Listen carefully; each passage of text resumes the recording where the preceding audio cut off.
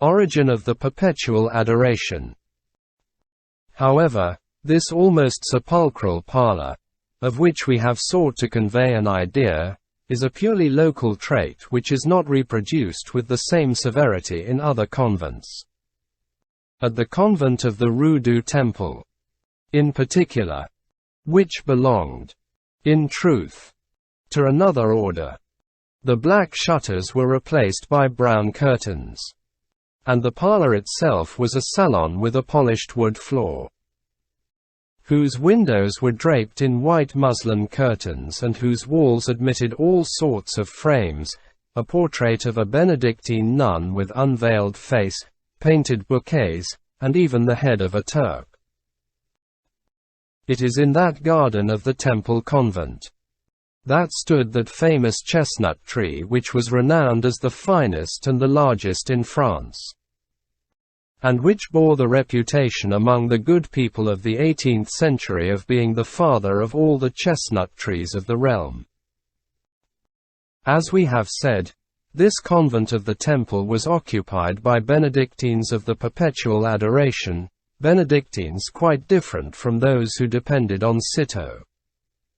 This order of the Perpetual Adoration is not very ancient and does not go back more than 200 years. In 1649 the Holy Sacrament was profaned on 2 occasions a few days apart. In 2 churches in Paris, at Saint Sulpice and at Saint Jean-en-Grève, a rare and frightful sacrilege which set the whole town in an uproar. The prior and vicar general of Saint-Germain-des-Prés ordered a solemn procession of all his clergy, in which the Pope's nuncio officiated. But this expiation did not satisfy 2 sainted women, Madame Courtin, Marquise de Bouquets, and the Comtesse de Chateauvieux. This outrage committed on the most holy sacrament of the altar, though but temporary, would not depart from these holy souls, and it seemed to them that it could only be extenuated by perpetual adoration in some female monastery.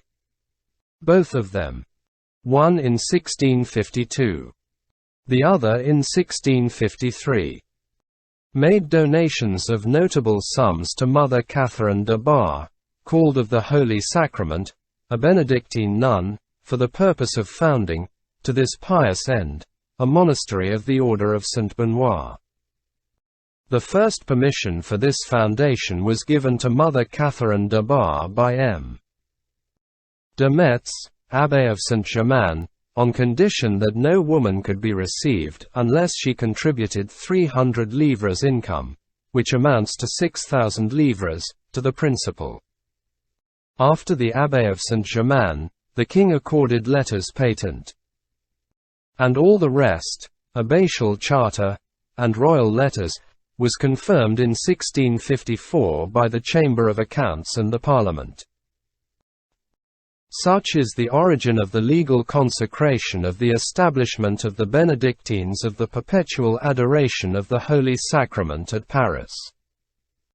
Their first convent was a new building in the Rue COSETTE, out of the contributions of Mesdames de Bouquets and de Chateauvieux. This order, as it will be seen, was not to be confounded with the Benedictine nuns of Citeaux. It mounted back to the Abbé of Saint-Germain-des-Prés, in the same manner that the Ladies of the Sacred Heart go back to the General of the Jesuits, and the Sisters of Charity to the General of the Lazarists. It was also totally different from the Bernardines of the petit-picpus, whose interior we have just shown. In 1657, Pope Alexander VII had authorized, by a special brief, the Bernardines of the Rue Petit-Picpus, to practice the perpetual adoration like the Benedictine nuns of the Holy Sacrament. But the 2 orders remained distinct nonetheless.